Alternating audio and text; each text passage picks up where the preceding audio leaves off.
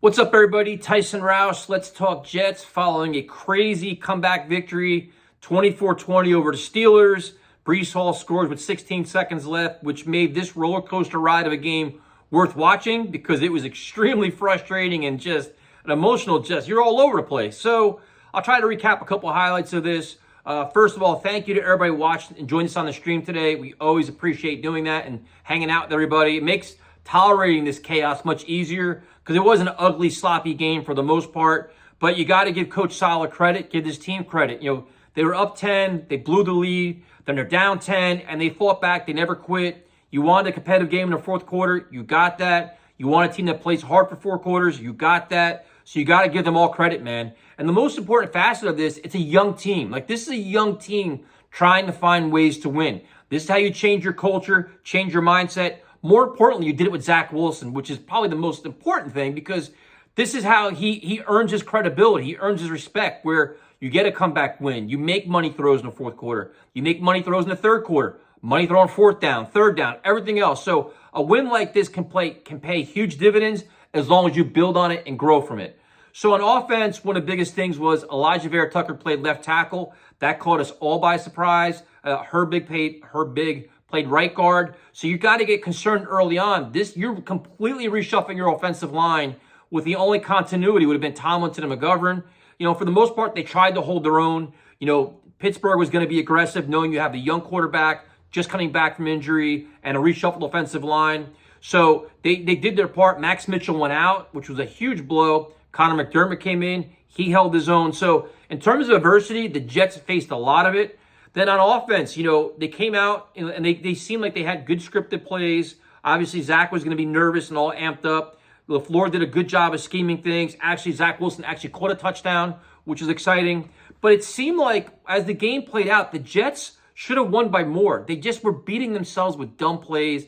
The Conklin he made some big catches, but he's very inconsistent. He has the drops.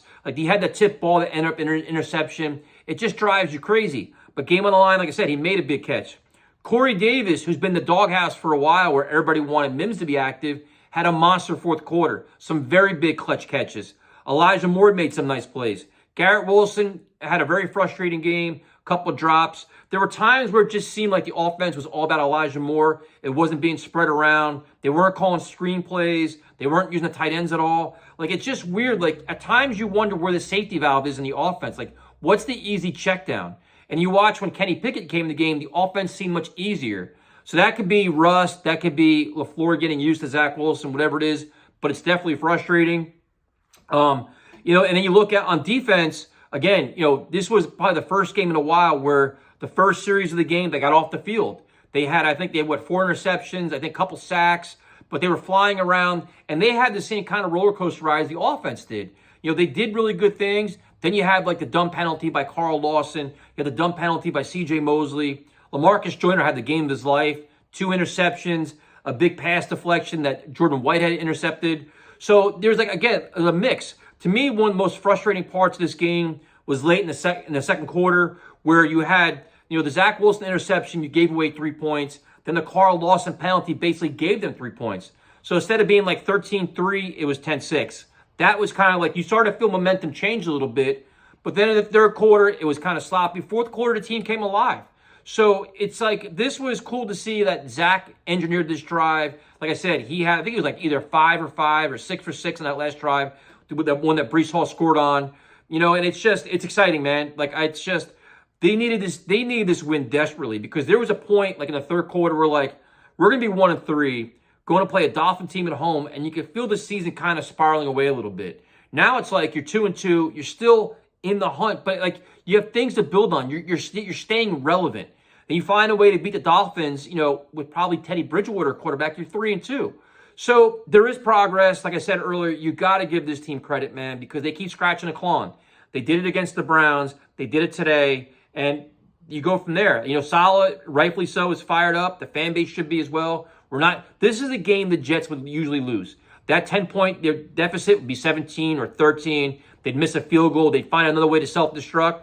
They found ways to make big mistakes here, but they also found ways to overcome them, and you got to give them credit. I'm excited, man. We'll be going to the game next week. Can't wait to tailgate and hang out, but listen, it made it all worthwhile. The team is there. Hopefully, Zach can clean things up. The one thing that Zach is getting really frustrating with is the short passing game seems so difficult for him. Like the speed on the ball and everything else. But you got to figure some of it's rust, some of it's nerves, trying to press the action too much. And hopefully, as the season plays out, he improves that.